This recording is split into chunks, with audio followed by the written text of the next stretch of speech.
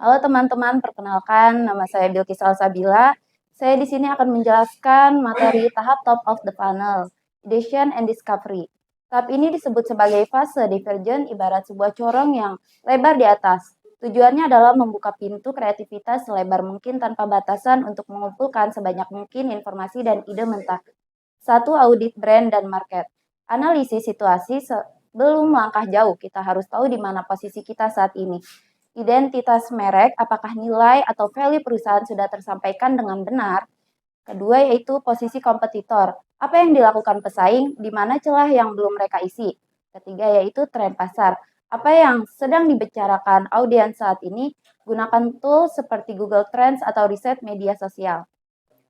Customer persona, mengenal audiens. Kita tidak bisa menjual ke semua orang, kita harus menciptakan profil fiktif audiens ideal. Demografis, usia, lokasi pekerjaan. Psikografis, yaitu hobi, nilai hidup, gaya hidup, pain points, titik masalah, kesulitan, apa yang mereka hadapi yang bisa kita selesaikan. Needs, yaitu kebutuhan, apa yang sebenarnya mereka cari. Dan yang terakhir, brainstorming layer, eksplorasi ide. Di fase ini, kuantitas lebih penting daripada kualitas. Aturan utamanya dilarang mengkritik ide orang lain.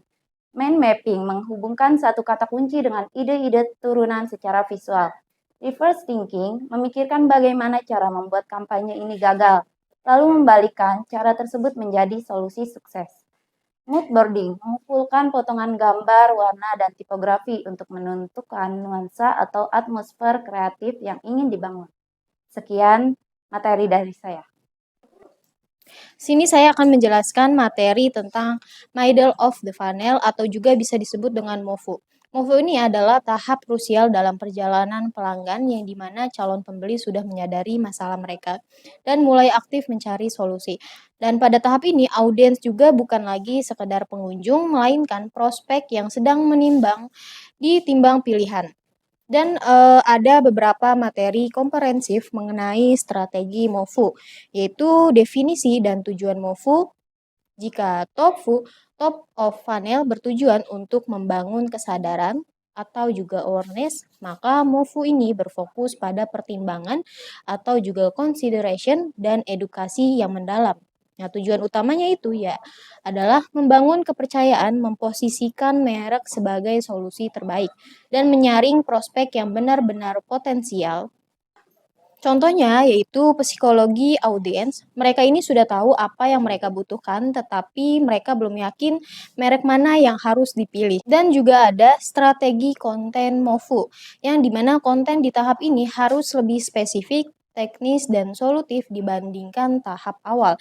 Nah, berikutnya itu ada jenis konten yang paling efektif, yaitu ada case study atau juga studi kasus, menunjukkan bukti nyata bagaimana produk Anda membantu klien lain menyelesaikan masalah yang serupa.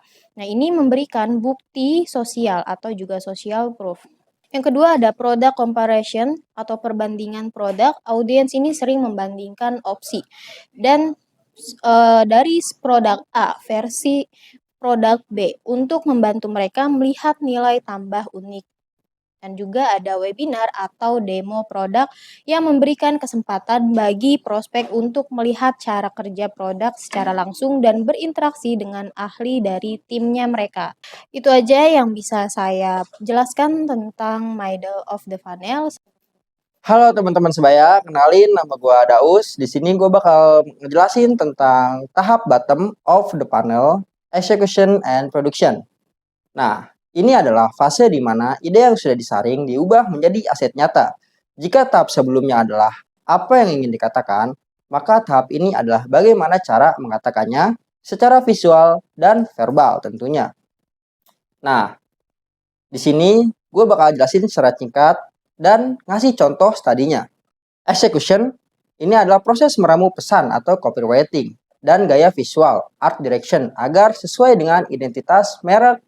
Fokusnya adalah untuk mengenai pada detail teknis. Kemudian produksi. Proses pembuatan fisik atau digital seperti syuting, video, sesi foto, desain grafis hingga proses editing akhir. Tujuannya adalah untuk menghasilkan konten berkualitas tinggi yang mampu memicu tindakan langsung dari audiens seperti klik, beli, atau daftar. Tadi kasus yang diambil adalah dari brand sepatu lokal. Konsepnya, brand sepatu ini ingin meluncuri seri Urban Explorer atau sepatu harian yang tahan air. Proses execution-nya, yang pertama ada copywriting, yang dimana tim membuat hook yang kuat, misal, hujan bukan halangan tetap tampil berani. Dan call to action, beli sekarang, stok terbatas. Kemudian ada art direction, menentukan visual yang maskulin, modern, dengan pencahayaan dingin, dengan warna biru atau abu-abu untuk mempertegas kesan tahan air dan urban tentunya. Kemudian proses production, pembuatan aset. Kemudian ada sesi foto, fotografer mengambil foto close up tetesan air yang jatuh di atas permukaan sepatu tanpa meresap untuk membuktikan fitur yang sudah kita jelaskan seperti tadi. Kemudian ada video produksi, membuat video pendek 15 detik untuk menunjukkan seseorang tetap percaya diri berjalan melewati genangan air di tengah kota. Kemudian masuk proses editing, menambahkan musik bertempo cepat dan grafis teks yang menonjolkan fitur utama water repellent and anti-slip. Intinya adalah, di tahap ini, kreativitas sudah tidak boleh ngalor ngidul. Semuanya harus fokus pada satu tujuan akhir yang sudah ditetapkan di tahap strategi agar pesan sampai ke konsumen dengan jernih. Halo teman-teman, saya Metana Niken ingin menjelaskan tentang materi berikutnya. Saya akan menjelaskan tentang pengertian post panel. Post panel adalah tahap evaluasi dan perbaikan setelah konten dipublikasikan. Tujuannya untuk sekedar melihat hasil, tapi mengoptimalkan performa untuk konten berikutnya. Konten tidak berhenti di-update tetapi terus diperbaiki berdasarkan datanya. Tujuan post panel adalah terbagi menjadi beberapa bagian. Yang pertama, mengetahui apakah konten berhasil atau tidak. Yang kedua, mengidentifikasi kesan, kekuatan, dan kelemahan konten. Yang ketiga, mengoptimalkan strategi konten ke depannya. Yang keempat, meningkatkan efisiensi marketing. Analisis performa konten. Bandingkan beberapa konten untuk tahu mana yang terbaik. Berikutnya, yang diupload dianalisis adalah pertama, konten mana paling banyak engagement-nya, yang kedua, hook mana yang paling menarik, yang ketiga, visual mana yang paling disukai, yang ketiga, CTA mana yang paling efektif.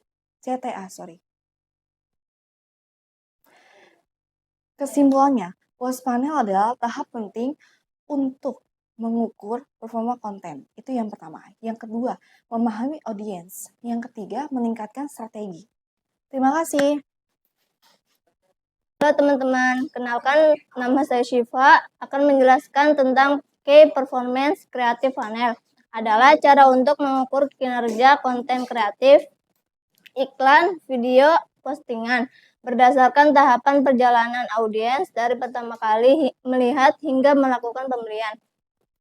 Konsep ini menggabungkan dua hal. Yang pertama kreatif, konten yang dibuat, video, desain, caption, dan lain-lain. Performance, hasil, atau data. Konten tidak dinilai hanya dari penjualan saja, tapi dilihat sesuai perannya di setiap tahap funnel. Yang pertama, awareness atau top of funnel, yaitu konten berfungsi untuk menarik perhatian dan menjangkau banyak orang. Yang kedua, consideration atau middle of funnel, yaitu konten berfungsi